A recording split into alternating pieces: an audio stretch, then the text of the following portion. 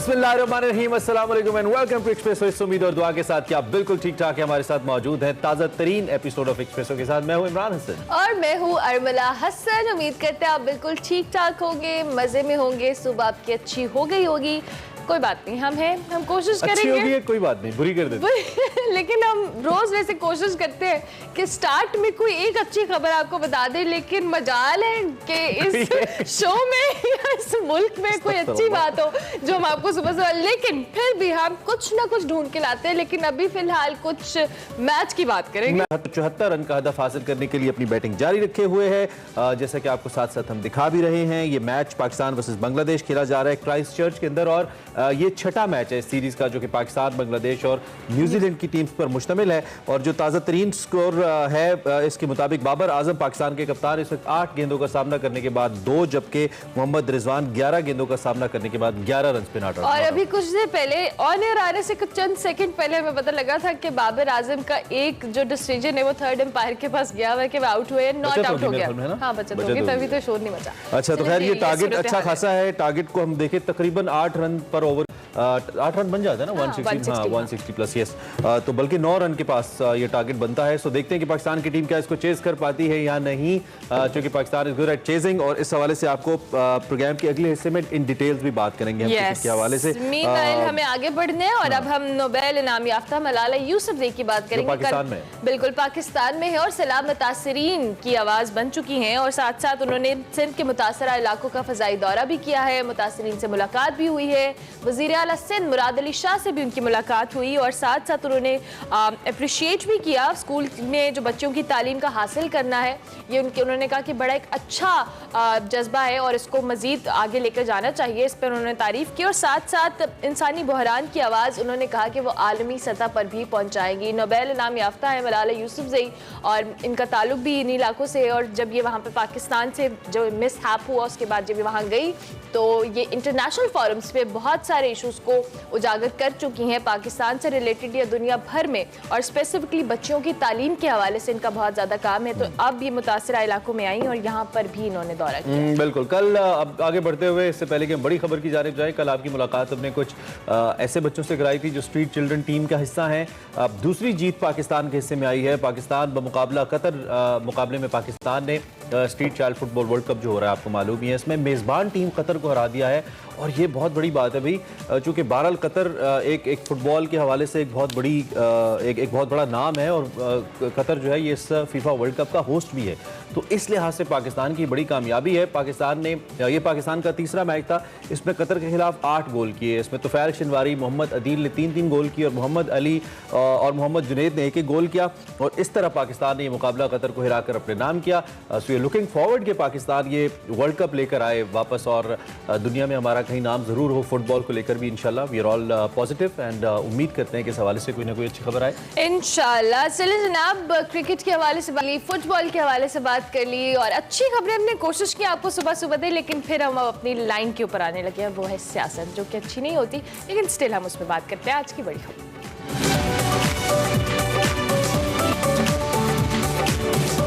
Welcome back. हम politics के हवाले से, आपको मालूम है वो कहते हैं ना, बदलता है रंग आसमां कैसे कैसे, मुल्की सियासत का भी कुछ ऐसा ही हाल है। पल में तोला पल में माशा, ऐसी सूरत हाल चल रही है। कल बहुत बड़ी खबर आई, जो कल के हीरो वो आज के जीरो हैं और जो कल के जीरो थे वो आज के हीरो हैं। शहबाज शरीफ साहब और हमजा शहबाज साहब मनी लॉन्ड्रिंग केस के अंदर उनको छुटकारा मिल गया, वो बरी हो गए और बहुत बड़ा रिलीफ मिला है। ये बज़ाहिर हम अगर देखें, मरियम नवाज के बाद वज़ीर आज़म शहबाज शरीफ और हमजा शहबाज शरीफ, अब ये जो 16 अरब रुपए का केस था मनी लॉन्ड्रिंग का, ये केस साबित नहीं हुआ उन पर। अदालत ने 2 साल के बाद उन्हें इस मुकदमे से बरी कर दिया। FIA ने नवंबर 2020 में, अगर आपको याद हो व्यूअर्स, शहबाज शरीफ साहब और उनके बेटे हमजा और सलमान शहबाज साहब जो हैं उनके खिलाफ करप्शन और मनी लॉन्ड्रिंग के मुख्तलिफ मुकदमात बनाए थे। दिसंबर 2021 में शहबाज फैमिली के खिलाफ 16 अरब रुपए की मनी लॉन्ड्रिंग का चालान भी अदालत में जमा कराया गया था। ये चालान 7 वॉल्यूम्स पर मुश्तमिल था और तकरीबन 4000 से ज़ायद सफ़ात थे। 100 गवाहों की लिस्ट थी, 66 गवाहों के बयानात कलम बंद हुए थे। 2008 से 2018 तक का रिकॉर्ड छाना गया। 28 बेनामी बैंक अकाउंट का सुराग लगाया गया। चालान में शहबाज, हमजा, सुलेमान को मरकजी मुलजिम, जबकि 14 बेनामी खातेदार जो थे उनको 6 सहूलतकारों को शरीक मुलजिम ठहराया गया था। लेकिन इस वक्त जो दिलचस्प अमर है वो ये है कि इतना रिकॉर्ड मौजूद होने के बावजूद FIA के पास सबूत नहीं है कि वो इस केस को साबित कर पाती, और अदालत में साबित करने में FIA नाकाम रही। अदालत ने शहबाज शरीफ और हमजा को इस केस में बरी कर दिया। लेकिन यही FIA अब तहरीक इंसाफ के खिलाफ सरगर्म नजर आती है। ममनुआ फंडिंग केस में इमरान खान और उनके करीबी साथियों समेत 11 अफराद के खिलाफ मुकदमा दर्ज किया गया है और इल्जाम लगाया गया है कि PTI ने बैंक मैनेजर की मदद से गैर कानूनी बैंक अकाउंट बनाया और इस अकाउंट में $21 लाख आए। इस हवाले से जो इलेक्शन कमीशन ने भी बयान हल्फी जमा करा दिया गया है, जबकि जाली है। जो उन्होंने कहा कि इलेक्शन कमीशन ने जो बयान हल्फी जमा करवाया है वो जाली है और ये फॉरेन एक्सचेंज एक्ट की खिलाफ वर्जी भी है। इमरान खान साहब ने गुज़िश्ता रोज गिरफ्तारी के खदशे के बायस हिफाजती जमानत ले ली है। कल कला अगर इमरान खान साहब हुकूमत में आ जाते हैं तो क्या इस केस का अंजाम भी शहबाज शरीफ के मनी लॉन्ड्रिंग जैसा ही होगा? क्योंकि बज़ाहिर ये लग रहा है कि यहाँ हुकूमत तब्दील होने के साथ साथ जो तहकीकाती इदारे हैं या तफ्तीश करने वाले इदारे हैं उनके रवैये भी इसी तरह से बदल जाते हैं। और अभी ताज़ा तरीन खबर ये भी आई कि आज़म सवाती साहब को भी गिरफ्तार कर लिया गया है। साबिक वफाकी वज़ीर जिनका ताल्लुक तहरीक इंसाफ से और सीनियर रहनुमा वज़ीर रेलवे भी रहे हैं, इतलात आ रही हैं कि उनको भी गिरफ्तार कर लिया गया है। अतर काज़मी हमारे साथ, बिल्कुल अतर काज़मी साहब हमारे साथ मौजूद हैं, सीनियर तज्ज़ियाकार हैं, उनको हम खुश आमदीद कहेंगे। थैंक यू वेरी मच अतर साहब, आपने हमें ज्वाइन किया। सबसे पहले तो इस केस के हवाले से बात करेंगे जिसमें हमजा शहबाज साहब को और शहबाज शरीफ साहब को बरी कर दिया गया है। बहुत लंबा केस चला, 2 साल के बाद बिलाखिर इसका फैसला हुआ और वही जो हमने इन पे बात की कि क्या हुकूमतें बदलने के साथ साथ जो तफ्तीशी इदारे होते हैं उनके रुझान भी या उनके ख्यालात भी बदल जाते हैं? देखिए ऑब्वियसली ये लगता तो ऐसा ही है बज़ाहिर, जिस तरफ आपने भी इशारा किया कि हमजा शहबाज और शहबाज शरीफ साहब के ऊपर फर्द जुर्म आयद होनी थी और अचानक हुकूमत तब्दील हो गई और जो प्रोसिक्यूटर थे FIA के उन्होंने ऑन रिकॉर्ड आके TV पे बयान दिया कि मुझे कहा गया कि जनाब आप इनमें से एक शख्स वज़ीर आला बनने जा रहा है और दूसरा वज़ीर आज़म, लिहाजा आप कल अदालत में पेश ना हो। और उससे पहले जो सबूत थे, उससे पहले जो पैसा आया, इस हवाले से हमजा शहबाज ने भी एक इंटरव्यू दिया था, वो कोई कन्विंस नहीं कर सके। देखिए रकूम आई है उनके मुलाजमीन के अकाउंट्स में आई है, वो रकम अभी किधर गई है? तो इसमें बहुत ज्यादा सवालिया निशानात हैं। इसके कानूनी के साथ साथ इसके सियासी पहलू भी हैं और लगता है ऐसे ही है बज़ाहिर कि जिसकी लाठी उसकी भैंस। अब इनकी हुकूमत आ गई है तो FIA से इनको रिलीफ मिला है। ये अतर हम सियासी जमातों के मफादात से कतई नज़र अगर बात करें, इसमें आपको भी मालूम है, कोई शक नहीं है कि जो जमात आती है वो दूसरी जमात को पॉलिटिकली विक्टिमाइज करती है और इन मुकदमात का कोई ना कोई सियासी बैकग्राउंड होता है, चाहे वो नून लीग पे बनाए जाएं, चाहे वो तहरीक इंसाफ या पीपल्स पार्टी पे बनाए जाएं। कहीं ना कहीं शायद जुर्म भी कहीं ना कहीं एग्जिस्ट करता हो, लेकिन इसका एक पॉलिटिकल बैकग्राउंड बहरहाल होता है। ये जो इदारे हैं जो आइन के तहत चलते हैं, कानून के तहत चलते हैं, इनका एक अपना चार्टर होता है, इनका एक अपना कानून होता है, ये इदारे फिर कहाँ स्टैंड करते हैं? क्या इन इदारों के जो सरबराहान हैं वो मुख्तलिफ सियासतदानों के हाथों अपने आप को गिरवी रख बैठे हैं कि उनको ये ख्याल नहीं है कि वो इदारे की क्रेडिबिलिटी का ख्याल करें, चाहे हुकूमत किसकी भी हो, आइन और कानून के मुताबिक काम करें? देखिए ये आपने बिल्कुल सही बात की, इसमें पॉलिटिकल विक्टिमाइजेशन भी होती है। हो सकता है कि जिस तरह शहबाज शरीफ साहब या हमजा शहबाज का केस था, ऐसे दीगर बहुत सारे बिजनेस मैन के भी केस हों, दीगर लोगों के भी, लेकिन वो पॉलिटिकली एक्सपोज नहीं है तो लिहाजा वो उस रेडार में नहीं आते। जहां तक इदारों का ताल्लुक है, देखिए यही तो मेन इश्यू है। अगर इदारे आइन और कानून के मुताबिक काम करें और उसमें जो भी उनके अफसरान हैं वो आइन और कानून को सामने रख के फैसले करें, वक्त के हुक्मरानों के ऊपर ना चले, फिर तो बहुत सारे मसाइल हल हो जाएं। यही तो वजह है, इसलिए तो बार बार कहा जाता है कि इदारों को मजबूत होना चाहिए। यहाँ पे तासुर ये दिया जाता है, जो FIA के सरबराह थे बशीर मेमन साहब, उन्होंने पिछले दिनों एक इंटरव्यू में कहा कि इमरान खान ने मेरे सामने कोई बात की, वो वज़ीर आज़म थे, तो मेरी उनसे तलखी हो गई और मैंने बाहर पता नहीं उनको क्या कुछ नहीं कह दिया। अगर हमारे इदारे और अफसरान इतने गैरतमंद होते और वो इस तरह के फैसले करते कि वक्त के वज़ीर आज़म को भी कहते कि जनाब आप ये चीज गलत कर रहे हैं, तो फिर ये हालत ना होती इमरान। फिर मॉडल टाउन में 14 बेगुनाह लोगों को इस तरह शहीद ना कर दिया जाता, फिर बहुत सारे जो लोग नैब के अंदर पिछले दौर में पकड़े गए वो इस तरह ना पकड़े जाते। तो ये इशू ये है कि जब तक इदारे इंडिपेंडेंट नहीं होंगे, लेकिन जब तक ये सिस्टम है, ये लोग हैं, ये कभी भी इनको होने नहीं देंगे। यानी इदारों का इंडिपेंडेंट होना is the most important thing, तभी तो क्रेडिबिलिटी इदारों की भी बनेगी। FIA की कारकर्दगी पे हम अभी बढ़ रहे थे और अब इमरान खान साहब और उनके 11 साथियों, करीबी साथियों समेत जो मुकदमा दर्ज किया गया है ममनुआ फंडिंग केस का, आपको क्या लगता है ये जो पहले केसेस के फैसले आ रहे हैं, इसी से मिलता जुलता फैसला इसका भी होगा? देखिए, एक तो पॉलिटिकल पॉइंट स्कोरिंग हो रही है कि अगर इनके ऊपर केसेस हैं तो जनाब ये देखें आपके ऊपर भी केस आ गया।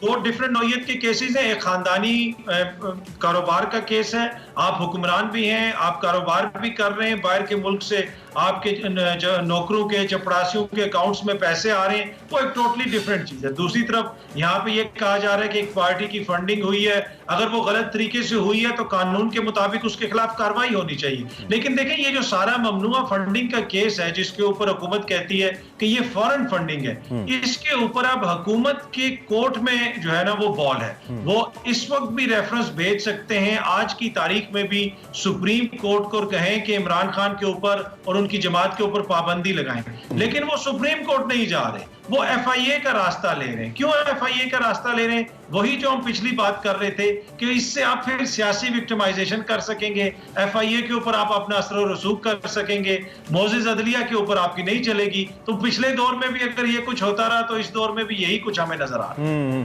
अच्छा अतर, सियासत किस जानिब जा रही है, चलें ये बताइए आप हमें, चूंकि कल भी हमने देखा इमरान खान साहब मुतवातिर जा रहे हैं अवाम के अंदर, और इस वक्त इमरान खान साहब जो टारगेट किए हुए हैं या जो फोकस कह लें किए हुए हैं वो नौजवानान हैं। हम देखते हैं मुख्तलिफ जगहों पे जो सेमिनार्स उनके हो रहे हैं, जो लोग आ रहे हैं या जिनको बुलाया जा रहा है, वो यूथ है ज़्यादा। और इमरान खान साहब एक बात मुसलसल हर अपनी तकरीर के एंड पे कह रहे हैं कि मैं किसी वक्त भी आपको कॉल दे सकता हूं, और उससे पहले वो आपको मालूम है कि जिहाद का हल्फ भी ले रहे हैं कि ये जिहाद है और आपने इसको जिहाद समझ के करना है। एक तो ये कि इमरान खान साहब क्यों अभी तक ये कॉल नहीं दे रहे, बावजूद इसके कि बहुत सारे हुकूमती रहनुमा बार बार प्रेस कॉन्फ्रेंस के कह रहे हैं कि खान साहब बातें ना करें, तारीख दें। क्यों नहीं दे रहे खान साहब तारीख, आपके ख्याल में? देखिए, जहां तक यूथ का ताल्लुक है, पाकिस्तान एक कंट्री ऐसी है जहां पे आबादी का एक बड़ा हिस्सा जो है यूथ पे आप देखते हैं कि वो यूथ है। आप एवरेज एज निकालें तो कहा जाता है 23-24 साल एवरेज एज निकलती है। तो खान साहब ने तो वो ये एक बड़ी जो जिसे आप कह सकते हैं एक वोटर है, एक बड़ा सेगमेंट है सोसाइटी का, उसको अपनी तरफ लगाया हुआ, और ये वो लोग हैं जिन्होंने अगले 20-30 साल वोट डालने। लेकिन अगर आप दूसरी तरफ देखें, आपको दूसरी तरफ यूथ नजर नहीं आती है। ये क्या वजह है कि एक 70 साल का शख्स जो है उसने यूथ को एंगेज किया हुआ है, लेकिन बिलावल एंगेज नहीं कर सकता। ये क्या वजह है कि मरियम उस तरह एंगेज नहीं कर सकती? तो उसकी इशू क्या है? इशू यही है जो आपने बताया कि खान साहब रोज लोगों को एंगेज कर रहे हैं। 6 महीने से जब से उनकी हुकूमत उतरी है, खत्म हुई है, एक दिन भी कोई ऐसा नहीं है जिस दिन उन्होंने कोई सियासी एक्टिविटी ना की हो। ये इक्तदार में होते हैं तो यहाँ पे होते हैं, जो ही हमजा साहब उतरते हैं तो अगले दिन वो लंदन चले जाते हैं। तो इस तरह तो फिर आप यूथ को अपनी तरफ रिट्रैक्ट नहीं करेंगे, अपना मैसेज तो नहीं पहुंचा सकेंगे। बाकी जहां तक खान साहब लॉन्ग मार्च क्यों नहीं कर रहे, देखिए खान साहब को लगता ऐसे है, जो मेरी कल रात को भी किसी से बात हो रही थी, उनको लगता ऐसे है कि हुकूमत चाहती है कि कोई अमन अमान की सूरत-ए-हाल पैदा हो, पंजाब से कोई बड़ा जत्था आए, उसको बुनियाद बना के वहां पे गवर्नर राज लगाया जाए। तो बहुत सारी चीजें हैं, वो कहते हैं हम उसको कंसीडर कर रहे हैं। लेकिन खान साहब को भी फैसला करना होगा। अगर आपने अवामी ताकत से हकीकी आजादी लेनी है तो फिर इधर उधर मत देखें, फिर अवाम को लेके आए और आजादी लेके दें सबको। ठीक हो गया, ठीक हो गया। दूसरी जानिब इमरान खान साहब ज़िमनी इलेक्शन के हवाले से भी अगर हम अदर साहब बात करें तो ज़िमनी इलेक्शन 16 अक्टूबर को होने जा रहा है, लेकिन इसके लिए इमरान खान साहब तो तैयारी कर रहे हैं, लेकिन हुकूमत जो है वो इस सूरत हाल के लिए बज़ाहिर तौर पर तैयार नज़र नहीं आ रही। क्या ये जो स्टेट है ऑब्वियसली मशीनरी सारी उसकी इन्वॉल्व होगी, ज़िमनी इलेक्शन में इमरान खान साहब को कोई टफ टाइम दिया जा सकता है? देखिए, इन प्रिंसिपल तो दिया जाना चाहिए। 13 जमातें वर्सेस एक शख्स जो है तो देना तो चाहिए, लेकिन वही अगेन इस वक्त इनकी हालत ऐसी है कि ये पॉलिटिकली बिल्कुल एंगेज नहीं कर सक रहे। ये लोग अभी भी 80 और 90 की सियासत कर रहे हैं। 4 आप बड़े सहाफियों को साथ बिठा के या 15-16 सीनियर सियासतदानों को 2 कमरों में बिठा के अब आप सियासत नहीं कर सकते। आप लोगों को एंगेज करना पड़ेगा, उन तक अपना पैगाम पहुंचाना पड़ेगा। और दूसरा जो लॉन्ग मार्च की चीज है वो भी खान साहब जो है ज़िमनी इंतखाबात के बाद लेके जाना चाहते हैं, क्योंकि उससे ये तासुर कायम होगा उनकी सोच के मुताबिक। अगर वो सीटें जीत जाते हैं कि देखें जनाब ये एक ऐसी जमात है जो चारसदा में, मर्दान में, कराची में, मुल्तान में ननकाना में हर जगह सीटें जीती है। तो ये जो तासुर है कि ये कोई जत्था लेके आ रहा है, वो तासुर गलत है। ये तो बुनियादी तौर पे आवाम की आवाज है। तो एक इसमें भी वो ले रहे हैं रिस्क खान साहब, और ये भी एन मुमकिन है कि हो सकता है वो सीटें हार जाएं। तो आप देखते हैं इसका क्या नतीजा निकलता है। ठीक है, यानी कि जीत गए तो फिर कॉन्फिडेंस और ज्यादा हो जाएगा और होना भी चाहिए। ठीक है अतर, थैंक यू वेरी मच, आप हमारे साथ मौजूद थे और आप ख्यालात का इजहार किया। सियासी सूरत हाल पर अतर काज़मी साहब अपने ख्यालात का इजहार कर रहे थे। ठीक नहीं है इस सारी सूरत हाल से कतई नज़र पाकिस्तान की मईशत को अगर देखा जाए तो उसके लिए सब कुछ कतई तौर पर ठीक नहीं है। अल्लाह करे कि पॉलिटिकल स्टेबिलिटी आए और मईशत बेहतर हो, बात इस पर हम करते रहेंगे। ब्रेक लेंगे।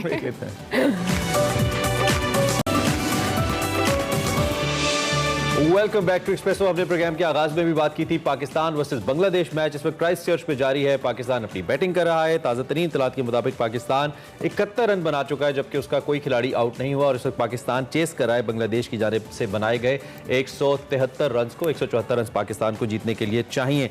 इस वक्त जो विनिंग प्रोबेबिलिटी है as per quick info, it's 47.76% for Pakistan and 52.24% for Bangladesh. I don't know why, update होनी चाहिए because Pakistan still got 10 wickets in hand और पाकिस्तान के दोनों स्टार प्लेयर्स इस वक्त क्रीज पे मौजूद हैं, खेल भी रहे हैं। पाकिस्तान की परफॉर्मेंस ओवरऑल इस सीरीज के अंदर अगर आप मुझसे पूछें तो काफी बेहतर रही है, बिकॉज हमने शुरू के 2 मैच जीते, 1 मैच हारा और इस मैच के अंदर भी हम लग रहा है कि हम मैच जीत जाएंगे। और अब हम तज्जिया ले लेते हैं अब्दुल माजिद से। Abdul Majid, thank you very much and a very good morning. सबसे पहले तो सुबह सुबह आप मैच देख ही रहे होंगे।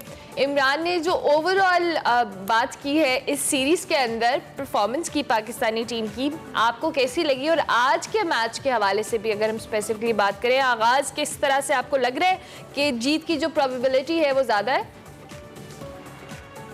जीत की प्रोबेबिलिटी ज्यादा है। असल में वो क्रिकेट को वाला आप बता रहे हैं, वो मेजर करता है कि रन रेट पर ओवर और आपका अभी करंट रन रेट क्या है और चाहिए कितना। तो अभी पाकिस्तान को तकरीबन 9 से ज्यादा ही रन पर ओवर चाहिए, लेकिन शायद क्रिकेट को के जो एल्गोरिथम है उसको नहीं पता कि बाबर और रिजवान दोनों खड़े, तो कुछ ना कुछ हो ही जाएगा। ओवरऑल सीरीज की बात करें तो सीरीज बहुत अच्छी रही है पाकिस्तान के लिए, क्योंकि उनको अपनी और ज्यादा खामियां सामने आ गई हैं और पता चल गई हैं कि ये चीजें रह गई थी। हमने न्यूजीलैंड के अगेंस्ट देखा, वो तो शुरू में जो है जो हम न्यूजीलैंड से जीते थे, न्यूजीलैंड पर इवन फिगरिंग उनको भी अपनी विकेट्स का आइडिया नहीं हुआ था कि यहाँ वेरिएबल बाउंस होगा, बैटिंग पिच होगी, थोड़ा वो भी उस चक्कर में वो हार गए हमसे। लेकिन जैसे ही they figured out the pitch, उन्होंने हमें प्रॉपर दिखाया कि इन पिचेस पर बैटिंग कैसे की जाती है। और बस देखने की बात ये कि पाकिस्तान आज जीत जाएगा तो कॉन्फिडेंस लेके जाएगा। अच्छी बात ये कि हम बांग्लादेश से खेल रहे हैं, बांग्लादेश हमारे वर्ल्ड कप वाले ग्रुप में भी है, साउथ अफ्रीका और इंडिया के साथ 2 टीम्स क्वालिफाई जो अलग करेंगी, वो भी इस दफा तो वेस्ट इंडीज और श्रीलंका भी हो सकती है, तो काफी टफ ग्रुप होगा हमारा, चांसेस हो सकता है। तो ओवरऑल सिचुएशन में बांग्लादेश से हमने खेल लिया, साउथ अफ्रीका की सीरीज चल रही है तो साउथ अफ्रीका को भी हमने खेलते हुए देख लिया है, इंडिया की भी सीरीज चल रही है तो हमने इंडिया को भी खेलते हुए देख लिया। लेकिन ओवरऑल आप देखें तो इस वक्त पाकिस्तान वही टीम है जो 200 रन नहीं बना पा रही। सब टीमें 200 रन बना रही हैं, 200 रन चेस करते हुए 200 बना के हार भी रही हैं। तो क्रिकेट काफी बदल गई है। पाकिस्तान का जो एक प्लान ए हमेशा से है कि जी 160-70 बनाए और आगे उसको डिफेंड करें अपने बॉलर्स के अगेंस्ट। आप ये कह रहे हैं कि क्रिकेट काफी बदल गई है, नहीं बदला तो पाकिस्तान नहीं बदला, ये कह रहे हैं? पाकिस्तान नहीं बदला, पाकिस्तान नाम है एतमाद का, नाम है एतमाद का, ये नाम लेके तलब करें। यानी अच्छा अब्दुल माजिद, आप जब भी तज्जिया स्टार्ट करते हैं, तो अभी आपने जैसे अपनी बात स्टार्ट की तो आपने बोला कि अच्छी बात है इसमें और खामियां सामने आ गई। इसका मतलब ये तो हर सीरीज में फिर हम खामियां ही सामने आती रहेंगी, हम खामियां वर्ल्ड कप में भी सामने आती रहेंगी, वर्ल्ड कप में ना सामने आ जाए। बहुत सिंपल अल्फाज में कहें तो एशिया कप में हमारे पास एक पॉजिटिव सामने आया था नसीम शाह, इंग्लैंड की सीरीज में हमारे पास एक पॉजिटिव सामने आया था मोहम्मद नवाज और शादाब का मिडिल ओवर्स में रन रोकना। ये 2 पॉजिटिव्स थे जो उनसे आपने दिए, बाकी आपको सिर्फ खामियां नजर आई हैं। अच्छी बात है, मैं आपको पता है काफी पॉजिटिव हूँ इस मामले में, तो कहता हूँ ये सारे प्रैक्टिस मैचेस ही हैं। जब तक हम आखिरी वार्म अप अफगानिस्तान से नहीं खेल लेते T20 वर्ल्ड कप से पहले, हम प्रैक्टिस ही कर रहे हैं for the T20 world cup. तो अच्छा है खामियां सामने आ रही हैं, खामियां सामने आने से आपको पता लग जाता है कि कमी कहाँ है। जी, आज से कोई हम अगर 1-2 साल 1.5 साल पहले चले जाएं, बांग्लादेश की टीम के अंदर कुछ सोमिया सरकार, लितन दास, इस टाइप के अच्छे बैट्समैन भी आए और अच्छी एडिशन हुई और अब भी वो इनफैक्ट परफॉर्म भी करें, आज के मैच में भी परफॉर्म किया आई थिंक लितन दास ने। लेकिन उसके बावजूद जो बांग्लादेश की टीम का भी एक रिदम है, जैसा उनकी इकोनॉमी का रिदम है वो बड़ा अच्छा हो रहा है, they are getting a better economy, उनकी सूरत हाल बेहतर हो रही है, उस तरह से उनकी टीम बेहतर नहीं हो रही। हालांकि अब एक्सपीरियंस भी है, अब तो बांग्लादेश की क्रिकेट को भी काफी अरसा हो गया है, बड़े बड़े इवेंट्स खेल चुके हैं, उसके बावजूद जो एक मोमेंटम होता है, जैसे फॉर एग्जांपल मैं छोटी सी मिसाल अफगानिस्तान की टीम की रख देता हूं कि अफगानिस्तान की टीम लोगों को डराने लगी है, बड़ी बड़ी टीम्स को डराने लगी है, बांग्लादेश अभी तक वो मोमेंटम नहीं ले पाया, इस पे क्या कहेंगे आप? बांग्लादेश देखें, क्रिकेट उनकी अच्छी हुई है, बहुत अच्छी हुई है। बीच में एक टाइम आया था जब वो घर पे बुला के लोगों को 5-0 6-0 ओडीआईज में और टेस्ट में मार रहे थे। पता नहीं क्या वजह हुई कि उनकी फॉर्म में डिप आया, उनके अपने प्लेयर्स के भी कुछ कसूर हैं। शकीब बैन हुए बीच में तकरीबन 1.5 साल, वो बैन का शिकार रहे, वो बदतमीजी की थी उन्होंने उस वजह से। तो शकीब अब वापस आए, आज हमने उनकी बैटिंग में भी फॉर्म देखी। अभी तक जब तक मैं मैच देख रहा था आपसे बात करने से पहले, 1 ओवर में 4 रन दिए थे उन्होंने। तो ये चीजें हैं जो आपको सीनियर प्लेयर्स ला के देते हैं, वो एक्सपीरियंस लेके आते हैं। और बांग्लादेश आज अच्छा खेली, आज आप अंदाजा लगाएं तो न्यूजीलैंड के मैच पर आज कदरे बेहतर खेले। हम भी बैटिंग करते पहले तो हम 170 से ज्यादा शायद ना बना पाते, तो उन्होंने पाकिस्तान के लेवल पे तो एटलीस्ट बैटिंग की है। जहां तक आप बात करें प्लेयर्स की, उनके पास नए बहुत सारे प्लेयर्स आए थे, इंजरीज का शिकार हो गए। मुस्तफीज इनके बहुत अच्छे एक लेफ्ट आर्म स्लो बहुत अच्छी कराते थे। उन्होंने आते ही जब अपनी डेब्यू किया था, इंडिया को हराया था, तो उन्होंने बड़े कटर के ऐड भी किए थे कि क्योंकि कटर्स बहुत अच्छे मारते हैं, तो वो भी इंजरीज का शिकार है। ओवरऑल सिचुएशन बांग्लादेश टीम की अभी इतनी अच्छी नहीं है। T20 वर्ल्ड कप में उनको अंडरडॉग्स भी नहीं माना जा रहा। They're just a filler team. As per your analysis, हमने अब तक जितने एक्सपेरिमेंट्स कर लिए हैं, आपके ख्याल में क्या मजीद एक्सपेरिमेंट्स एक्सपेक्ट करें हम इस सीरीज के अंदर, और फिर वर्ल्ड कप से पहले या इनफैक्ट वर्ल्ड कप के आगाज में, या फिर अब हम कम से कम एक कॉम्बिनेशन हमारे जहन में, हमसे मुराद टीम मैनेजमेंट एंड कैप्टन है, वो बन चुका है कि इस कॉम्बिनेशन के साथ जाना है, both in bowling and batting? देखिए, बहुत क्लियर आपके पास प्लान तो आ गया है। शाहीन शाह अफरीदी की जब से खबर आई है तो और क्लियर हो गई है पिक्चर। आप ओपन तो पता है आपको ओपनर चेंज करना गुनाह है पाकिस्तान के लिए, तो ओपन तो रिजवान और बाबर ही करेंगे। आपके पास 1 डाउन पोजीशन पे इस वक्त थोड़ी सी प्रॉब्लम है कि आप कंटिन्यूसली शान मसूद को खिला रहे हैं, लेकिन शान मसूद को भी पता है और हमें भी पता है कि जैसे ही फखर जमान वापस आएंगे तो वो स्पॉट फखर जमान के नाम हो जाएगा। चौथा और पांचवा हमने देखा है कि शादाब और नवाज को खिलाया जा रहा है। 5वें में थोड़ा सा आप फ्लोटर को भी कभी भेज देते हैं सिचुएशन के हिसाब से आसिफ, लेकिन इस वक्त काफी अच्छी टीम है। आप ऊपर से रिजवान बाबर को एक्सपेक्ट करें, 1 डाउन पे फखर, 4th पे आपका शादाब, फिर नीचे जरूरत के लिहाज से नवाज या फिर आसिफ और हैदर और जो आपका खुशदिल वगैरह हैं, ये सारे नीचे आप 4 पेसर्स तो जरूर खिलाएंगे। हमने कंडीशन देख ली है कि बॉल जो है वो काफी अच्छा बाउंस ले रहा है, तो Shaheen Shah Afridi would be effective. Haris Rauf वापस आएंगे, आज का मैच नहीं खेल रहे लेकिन वो वापस आएंगे। ये तो आपके 2 पक्के हैं ना, ये तो सारे मैचेस खेलेंगे। अब आपके पास चॉइस आ जाती है वसीम, शाहनवाज रहानी, हसनैन और नसीम में से। आई एम होपिंग कि वो नसीम के साथ स्टिक करेंगे और चौथा बॉलर वो सोचेंगे कि किसको खिलाएं। तो टीम कॉम्बिनेशन तकरीबन इन सारे एक्सपेरिमेंट्स के बाद आपके सामने तो आ ही गया है। बस ये है कि वो टीम कॉम्बिनेशन, मतलब आपके मुताबिक अगर इस कॉम्बिनेशन के साथ तो टीम में पोटेंशियल है कि हम 23 अक्टूबर को इंडिया के खिलाफ अच्छा मैच खेल सकेंगे। अब्दुल माजिद, आपको ऐसा लगता है? जीत सके अच्छा खेल? मैं तो चाहता हूँ, देखिए हम हमेशा बात करते थे इंडिया से जीत जाए, वर्ल्ड कप बेशक ना जीते। अब हम इंडिया से जीत चुके हैं, तो अब हमें वर्ल्ड कप चाहिए। सॉरी टू कट यू, अब मैंने इसमें पाकिस्तानियों के ना मैंने आप शायद इस्तेमाल करेंगे, मैंने इसमें अफगानिस्तान को भी ऐड कर लिया है। अफगानिस्तान से जीत जाए बाकी नहीं। हाँ, वो जितना रिवेंजफुल हमारे साथ करते हैं ना, तो आपको देखिएगा जो जी टूर्नामेंट फॉर्मेट जो है ना वो बड़ा अच्छा है। 6 टीमें एक ग्रुप में और दूसरे में भी, तो दोनों टीम्स आप मतलब एक टीम जो है वो 5 अलग टीमों से खेलेगी, तो काफी मतलब आपको जो सेमीफाइनलिस्ट है ना वो बड़ा मुश्किल से मिलेगा। नेट रन रेट पे भी बात जाएगी, कभी अल्लाह ना करे बारिश हो गई, तो ये बड़ी एक कंफ्यूजिंग सिचुएशन होती है। आप किसी को फेवरेट भी नहीं बोल सकते, लेकिन ऑब्वियसली हम तो पाकिस्तान की साइड है, मजबूरी भी है, दिल से भी है, दिमाग से भी है, कभी कभी परेशानी नहीं। आपने सबसे पहले अब्दुल माजिद मजबूरी क्यों बोला है, आप ये बताएं। मजबूरी भी है, दिल से भी है, लेकिन रहते पाकिस्तान में कभी कभी इतना बुरा खेलते हैं कि मजबूरन उन्हें प्यार करना पड़ता है। होता है ना, मालदा जो होती है मारती भी, लेकिन फिर प्यार, हम भी मजबूरन उनसे प्यार भी करना पड़ता है। तो मजबूरी भी है कि अपना बोल के जीते, हमें तो खुशी ही होगी। डेफिनेटली हमें खुशी ही होगी। अच्छा खेले, नो डाउट, अच्छी क्रिकेट होना जरूरी है। Thank you very much Majid, बहुत शुक्रिया कि आपने अर्ली इन द मॉर्निंग हमें ज्वाइन किया। पाकिस्तान और इस वक्त बांग्लादेश का मैच जारी है, उसकी अपडेट हम आपको देते रहेंगे। और साथ साथ जनाब, चूंकि 23 अक्टूबर की हम बात कर रहे थे, इंडिया के खिलाफ खेलना है पाकिस्तान ने, तो अभी जो कॉम्बिनेशन है अब्दुल माजिद के मुताबिक ये बेहतर होगा। तो अगर इसी कॉम्बिनेशन में हम खेलते रहे तो टीम में पोटेंशियल है कि वो बड़े मैच विदाउट एनी लॉस 83 हम बना चुके हैं, 174 हमने बनाने हैं। So going well team Pakistan. देखते हैं क्या रिजल्ट आते हैं, आपको बताएंगे। ब्रेक लेते हैं। अब जिक्र शहनशाह कव्वाल, मौसीकी के बेताज बादशाह, ये वो अल्फाज है जो छोटे पड़ जाते हैं, जिस शख्सियत का हम जिक्र करने लगे हैं। बात है उस्ताद नुसरत फ़तेह अली ख़ान की, जिनके मद्दाह आज उनकी सालगिरह बना रहे हैं। उस्ताद नुसरत फ़तेह अली ख़ान 13 अक्टूबर 1948 को फैसलाबाद में पैदा हुए और उन्होंने इंतहाई कम अरसे में दुनिया भर में मकबूलियत हासिल की। उन्हें न सिर्फ अपने गीतों बल्कि कव्वाली की वजह से भी मुनफरिद मकाम हासिल हुआ। Welcome back to Expresso. वक्त हुआ चाहता है सेगमेंट सफ़र शर्त का, और आज हम ग़िज़र तो आपको दिखा ही रहे हैं, आज हम आपको दिखाएंगे एक ऐसी वादी जो आप देखेंगे तो आपका जो मन है ना वो अश कर उठेगा, क्योंकि इसका नाम भी कुछ ऐसा ही है। अश्क-ए-मन वादी का नाम है और वकार मलिक वहाँ पे मौजूद है।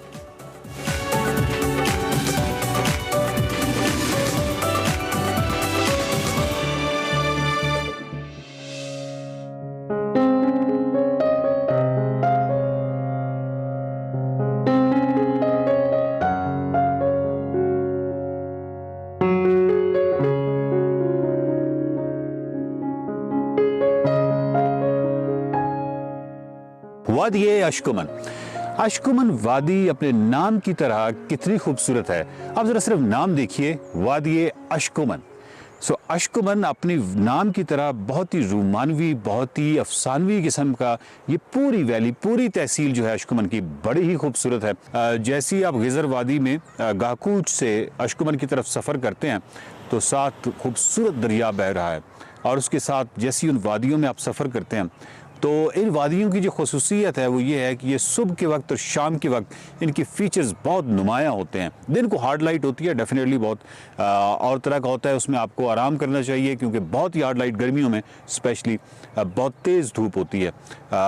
तो मतलब यह है कि जो दरख्तों के नीचे या वैसे साए में एक ठंडक है, लेकिन अदरवाइज़ बहुत तेज़ धूप होती है। जैसी वादी अश्क-ए-मन में सफ़र करते हुए आप चटोर खंड पहुँचते हैं, कमाल खूबसूरती है। और चटोर खंड जो है उसमें आपको रिहायशी जो सहूलियात हैं होटल्स की शक्ल में वो बहुत ही खूबसूरत अवेलेबल हैं। यहाँ 2 बहुत अच्छे होटल हैं, इसके अलावा कुछ गेस्ट हाउसेस भी हैं। और इसके साथ ही यानी अगर आपने आगे अपना सफ़र जारी नहीं रखना तो चटोर खंड जो है वो एक बड़ी खूबसूरत जगह है, यहाँ आप अपना सफ़र अपना क़याम कर सकते हैं। और चटोर खंड जो है यहाँ पर एक चीज़ मैंने देखी है कि शाम जो है वो वैसी खूबसूरत होती है। पहाड़ों की शाम बहुत खूबसूरत होती है, और पहाड़ों में अश्क-ए-मन वादी की शाम उसके क्या कहने, और वादी अश्क-ए-मन में चटोर खंड की शाम कुछ ना पूछ।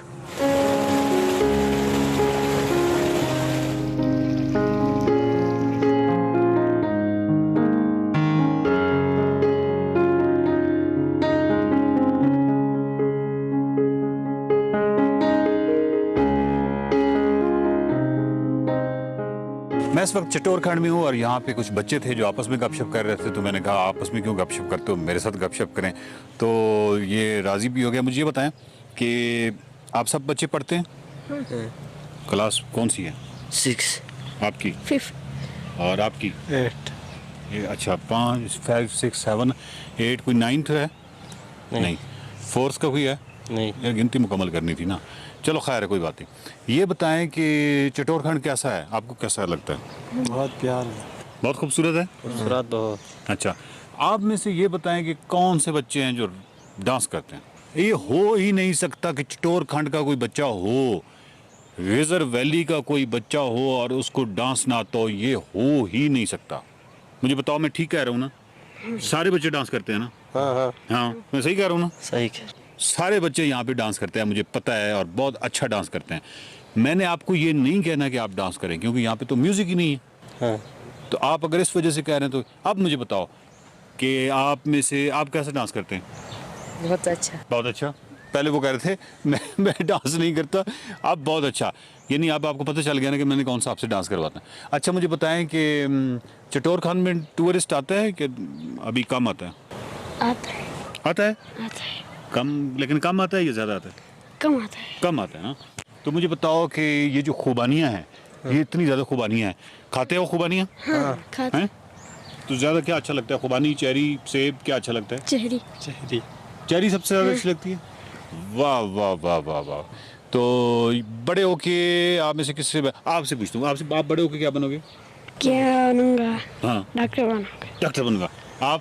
फौजी। फौजी। वाह। और आप? फौजी बनूंगा। ये किसका है? किसका मोबाइल बज? ये मैसेज है? अच्छा मुझे बताएं, आप बड़े हो क्या बनेंगे? फौजी। फौजी। आप? फौजी। फौजी। आप? कमांडो। कमांडो यानी फौजी ना? हाँ हाँ फौजी। अच्छा जी, इस मुल्क में ये जो इस वक्त 1 2 3 4 5 6 3 2 5 सॉरी 5 जो होनहार खड़े हैं उसमें से 5 फौजी बनेंगे और 1 डॉक्टर बनेगा। तो ठीक हो गया। तो और सब यार इसमें आप इतना हंसते क्यों हैं? इधर 5 है, इधर 6 बोला। 5 फौजी बनेगा और 1 डॉक्टर। मैंने ये ऐसा बोला है? मेरा मैथ कमज़ोर है ना? मेरा रियाजी कमज़ोर है। हालांकि आप टोटल 1 2 3 4 5 हैं। एक और वजह भी है, आप तो हाइट पे रहते हैं ना, तो जब हम नीचे से हाइट पे आते हैं हमारा दिमाग में थोड़ा असर पड़ जाता है। हमारे दिमाग में क्या होता है? असर पड़ जाता है। ये बच्चा फौरी तौर पर कह रहे कि आपका मतलब है कि मेरे दिमाग पे असर है? मेरे दिमाग में असर है। चिटोरखंड के बच्चे बहुत शरारती हैं। बहुत शुक्रिया, थैंक यू। बहुत शुक्रिया बच्चों, थैंक यू। अल्लाह हाफ़िज़।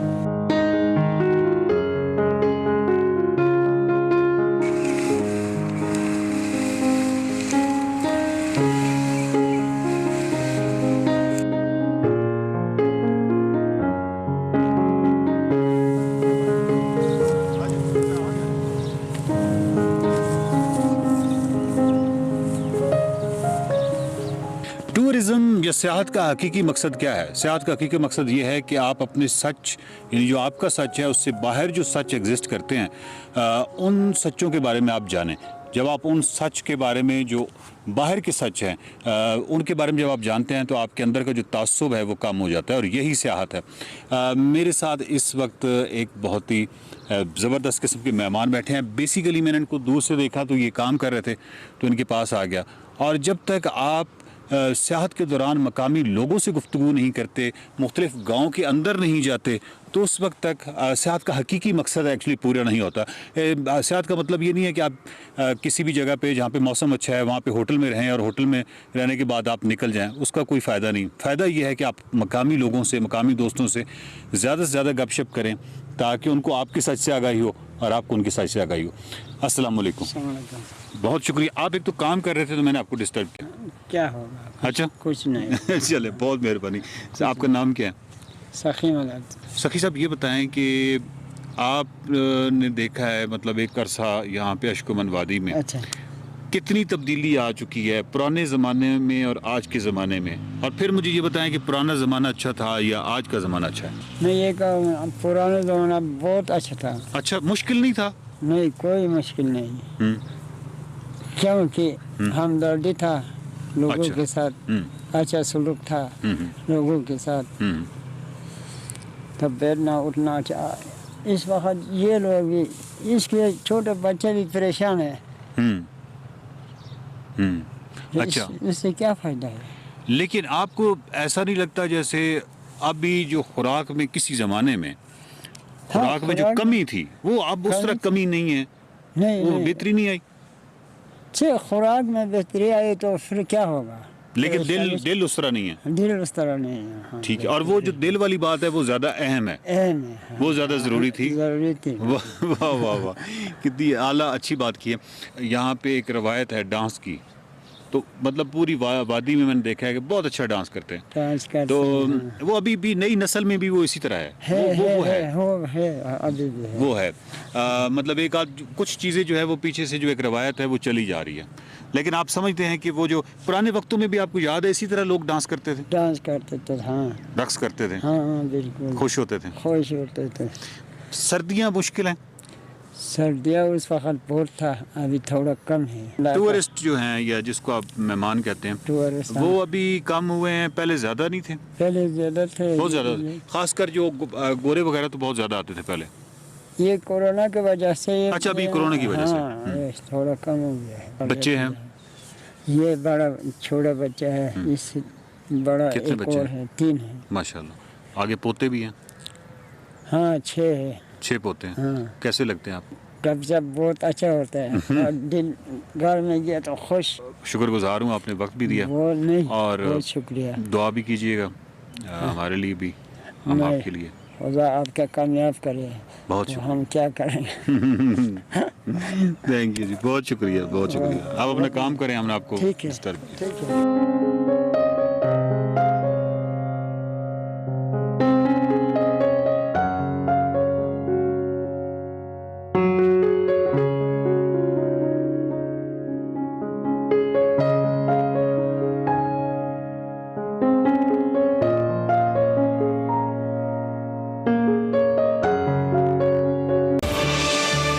Welcome back to express program में आगे बढ़ें और आपको बताएं कि अब हमारे साथ आईटी कंसल्टेंट फोटोग्राफर बुरहान कुंडा मौजूद हैं।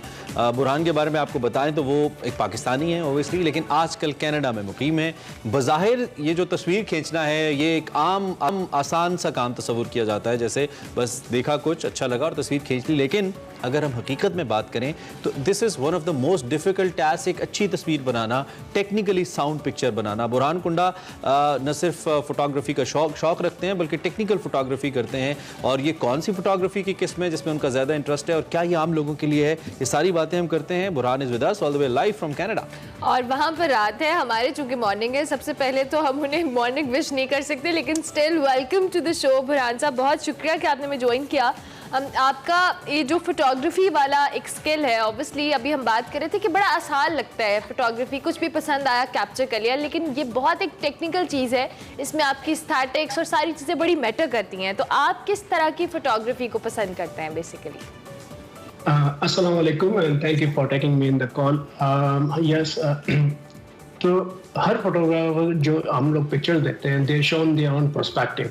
और जो मेरा जो एक पैशन है, एक ऑब्जेक्टिव है, वो ये है कि मैं अपने पर्सपेक्टिव से जो भी मैं खूबसूरती या लैंडस्केप ब्यूटी है या फूड है या जो भी है उसको मैं प्रेजेंट करूँ और शेयर करूँ द वर्ल्ड।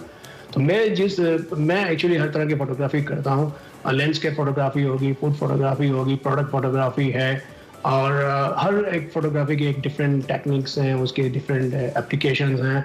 और ऑब्जेक्टिव यही होता है कि जो भी चीज़ें हम देखते हैं वो एक फोटोग्राफर के पर्सपेक्टिव से होती है, और मैं चाहता हूँ कि मेरा पर्सपेक्टिव जो है वो शेयर किया जाए in a different way, in a different look, और स्पेशली जिसके अंदर ये सब चीज़ें आती हैं। ठीक है। अच्छा, मैं अगर आपसे पूछूं कि कौन सी मुख्तलिफ असनाफ हैं, टाइप्स ऑफ फोटोग्राफी, वो कौन कौन सी हैं? और जो नए फोटोग्राफर्स आते हैं, some of them are really good, उनकी जो कैमरा हैंडलिंग है वो बड़ी अच्छी होती है, उनका फोकस बड़ा अच्छा होता है, उनकी फ्रेमिंग बड़ी अच्छी होती है, दीज आर द बेसिक्स, लेकिन उनको उनकी डायरेक्शन नहीं पता होती कि what actually they want to capture. तो इस हवाले से अगर आप कुछ बता पाएं। हाँ, फोटोग्राफी जो है उसमें लैंडस्केप फोटोग्राफी होती है, उसके अंदर आपकी फैशन फोटोग्राफी है, पोर्ट्रेट फोटोग्राफी है, मैक्रो फोटोग्राफी है जिसमें हम जो है फ्लावर्स की और इंसेक्ट्स की फोटोग्राफी करते हैं। वाइल्ड लाइफ फोटोग्राफी एक बहुत बड़ा एरिया है। स्पोर्ट्स फोटोग्राफी है, उसका एक बहुत बड़ा एरिया है। तो हर फोटोग्राफी की एक डिफरेंट रिक्वायरमेंट्स है। तो जो भी नया फोटोग्राफर होता है उसको पहले ये देखना होता है कि वो किस पर्टिकुलर जनरे के अंदर अपना स्पेशलाइज करना चाहता है। तो यहाँ पर मैंने मुख्तलिफ प्रोफेशनल कोर्सेज वगैरह किए थे, and then I did all the photography in all the different areas.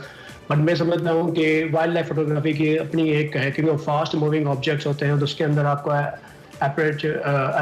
एपरेचर्स and shutter speeds और एक्सपोजर्स और बहुत सारी चीज़ों का ख्याल रखना होता है। लेंस के फोटोग्राफी के अंदर आपको लाइटिंग का नेचुरल लाइटिंग है या नेचुरल लाइटिंग नहीं है, और उन चीज़ों का ख्याल रखना पड़ता है। इंसेक्ट फोटोग्राफी के लिए आपको मुख्तलिफ फ्लैश कौन सी यूज़ करनी है। और भी दूसरी बात है कि जैसे जो मोर इम्पोर्टेंट पॉइंट है वो ये है कि आपका पर्सपेक्टिव, आपका देखने का तरीका क्या है। हर इंसान मुख्तलिफ चीज़ से मुख्तलिफ अंदाज को देखता है। कैमरे की लेंस वो चीज़ देख सकती है जो कि इंसान की आंखें नहीं देख सकती, और ऑब्जेक्टिव ये होना चाहिए कि हम उस कैमरे की लेंस के जरिए हम वो दुनिया को दिखाएं या लोगों को दिखाएं जो आम आदमी अपने आंखों से नहीं देखता, तो उसके लिए एक क्रिएटिव एस्थेटिक्स चाहिए, क्रिएटिव एस्थेटिक्स वो आपके अंदर ऑलरेडी होनी चाहिए। अच्छा, आपने बहुत सारी पिक्चर्स कैप्चर की होंगी, बहुत सारे ऐसे मोमेंट्स होंगे, लेकिन आपके करियर में आपको लगता है कि कौन सा ऐसा लम्हा था या कौन सी ऐसी पिक्चर है जो आपको लगता है कि आपने बिल्कुल जस्टिफाई किया है उसको और वो आपकी बहुत फेवरेट में से है? मैं समझता हूँ कि मैं जो फॉल कलर यहाँ पर जो कनाडा के अंदर जो फॉल का जब सीजन आता है तो उसके अंदर क्या होता है कि एक सूरज की रोशनी होती है एंड देन मुख्तलिफ कलर्स के होते हैं, हर तरह का रेड ग्रीन ये वो। तो मैं समझता हूँ कि जब मैंने अपनी फोटोग्राफी शुरू की तो जो सबसे पहला जो मेरा अट्रैक्टिव सीजन था वो फॉल कलर का था। फिर मैंने मुख्तलिफ किस्म के फॉल कलर की तस्वीरें ली, तो वो एक मेरा स्टार्टिंग पॉइंट था। तो जिस तरह से उस ब्यूटी को कैप्चर करना it's one of the my turning points. तो फिर एक बहुत इम्पोर्टेंट है डॉग स्लेडिंग के लिए मैं गया हुआ था नॉर्दर्न एरियाज में, तो वहाँ पर हस्की कुत्तों से मुझे बड़ा प्यार है। तो उन कुत्तों की और हस्कीज की जब मैंने पिक्चर्स ली और बहुत करीब से पिक्चर्स ली, तो those are also my turning points and people are start loving those pictures. चलें, that's great Burhan, it's really nice talking to you. We so wanted कि हम थोड़ी ज्यादा बात करते, लेकिन टाइम हमारा थोड़ा कम था, लेकिन थैंक यू वेरी मच, आप तशरीफ लाए and wish you all the best. आप अपना काम यकीनी तौर पर सोशल पे शेयर करते हैं तो हम उसको देखते रहेंगे और जरूर कोशिश करेंगे कभी दोबारा आपसे मुलाकात हो। Thank you. बुरहान गुंडा फोटोग्राफर हमारे साथ मौजूद थे, कुछ फोटोग्राफी की टाइप्स के बारे में बात कर रहे थे और ये भी बात कर रहे थे कि आप कैसे एनहांस कर सकते हैं अपनी स्किल्स को। प्रोग्राम का वक्त खत्म हुआ, कल फिर मुलाकात होगी। अल्लाह हाफ़िज़। अल्लाह हाफ़िज़।